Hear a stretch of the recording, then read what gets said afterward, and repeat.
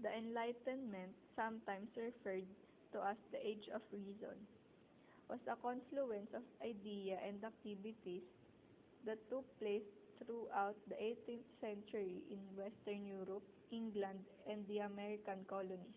Scientific rationalism, exemplified by the scientific method, was the hallmark of everything related to the Enlightenment. Enlightenment thinkers believed that the advances of science and industry heralded a new age of progress of humankind. More goods were being produced for less money, people were traveling more, and the chances of the upwardly mobile to actually change their station in life were significantly improving. At the same time, many voices were expressing sharp criticism of some time-honored cultural institutions. The Church, in particular, was singled out as stemming the forward march of human reason. Many intellectuals of the Enlightenment practiced a variety of deism. For the first time in recorded Western history, the hegemony of political and religious leaders was weakened to the point that citizens had little to fear in making their opinions known. Criticism was the order of the day, and argumentation was the new mode of conversation. Francis Bacon and Isaac Newton are frequently mentioned as the progenitors of the Enlightenment. In the later phase of the English Renaissance, Bacon composed philosophical treatises, which would form the basis of modern scientific method. Bacon was also a logician. Isaac Newton was a pure scientist. Newton's Principia, completed in 1687, is the foundation of the entire science of physics. Both Bacon and Newton pioneered become much more influential than the church teaching. The Enlightenment would see these ideas applied to every segment of life and society. In Europe, Voltaire and Jean-Jacques Rousseau were the torchbearers of Enlightenment literature and philosophy. Rousseau was a strong advocate for social reform of all kinds. He more or less invented the autobiography as it is known today. Rousseau's work on behalf of social empowerment and democracy would remain influential long after his passing. Voltaire employed dry wit and sarcasm to entertain his readers while making convincing arguments for reforms. For like Rousseau, Voltaire had harsh criticism for many of the powers that were. He reserved especially pointed barbs for the church, which he revealed as intolerant, backward, and too steep in dogma to realize that the world was leaving the institution behind.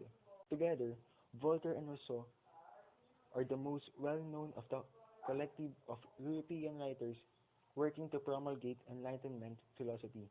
Denis Diderot, from 713 to 1784. He was a French philosopher, art critic, and writer, best remembered as the general editor of Encyclopedia, which was published on the eve of the French Revolution. He wrote a book called Pensées philosophiques, based both atheism and Christianity. Benjamin Franklin, from 1706 to 1709, one of the American founding fathers of the United States. He was an author, politician, diplomat, scientist, and statesman.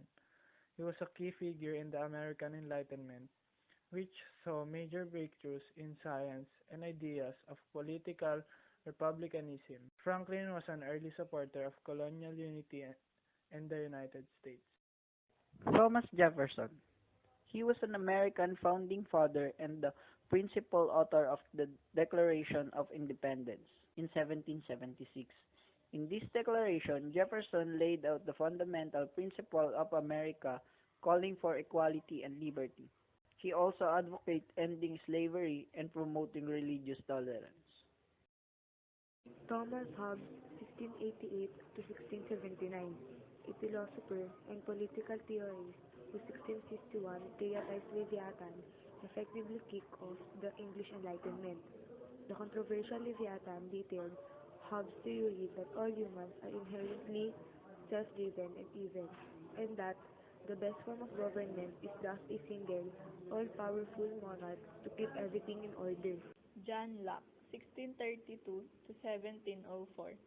He was an English philosopher and physician regarded as one of the most influential of Enlightenment thinkers and known as the father of classic liberalism.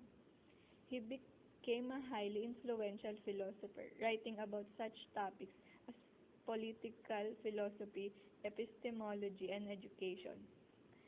Seminal thinker in the realm of the relationship between the state and the individual, the contractual basis of the state and the rule of law. Argued for personal liberty with respect to property.